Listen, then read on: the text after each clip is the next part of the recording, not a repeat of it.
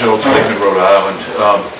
I think I'm quite a bit to the left of you. However, I think it was a foolish idea to shut down the government over the Dreamers.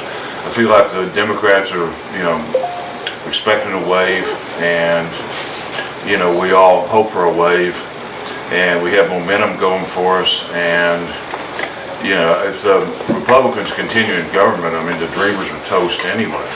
So I think we should not be shutting the government down over that. If anything, it should be over this ridiculous wall, but not over the issue of the Dreamers.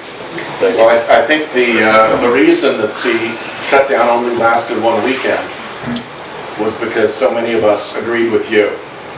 I think there was a very strong feeling that we needed to do what we could, see if this would help.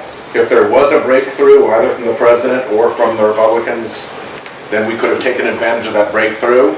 As it was, the Democrats standing firm on that and actually getting some Republican support actually tended to bring the Republicans together.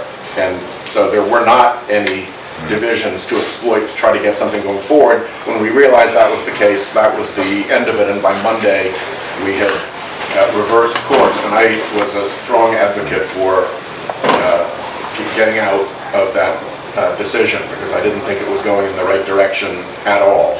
I think ultimately it would have actually hurt the DACA kids to have been put in the position of being the reason why contracts didn't go out and people got laid off and all of the rest of the things that were going to happen. So I think your advice is very, very well taken, and we're going to continue to push on that. I will say one interesting thing is I was on the Senate floor that Friday. You could watch C-SPAN and watch that Senate floor, and you could see what happened. They called in the vote, and they have a tally sheet on the front of the Senate floor where they check off the vote. Every single name had been checked off, except John McCain, because he's ill and in Arizona.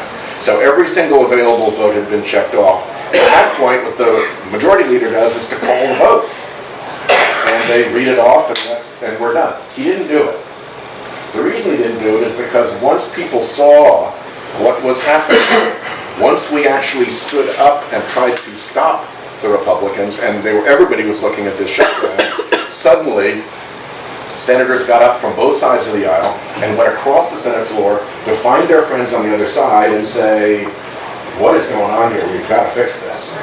And you saw 3 and 4 conversations happening on the Senate floor at a time. It was like watching eddies in the water, people swirling in and out of different conversations. I went over and grabbed Lindsey Graham by the shoulders, and we had a conversation. And sure enough, out of that moment of genuine rank-and-file bipartisanship, a deal emerged.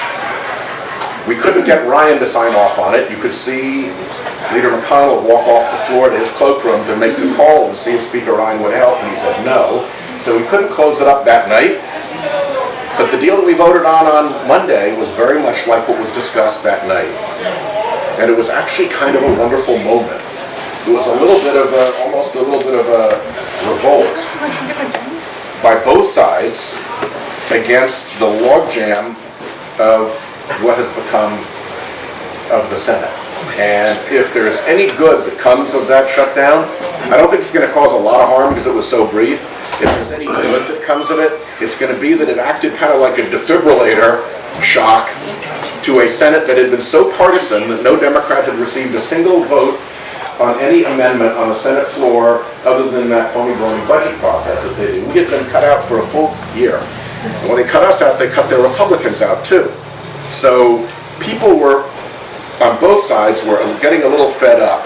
And if that sentiment can be kept going, if we don't go back into cardiac arrest, that the heart keeps beating, then we can do some very interesting and good things in this thing. Yes, ma'am?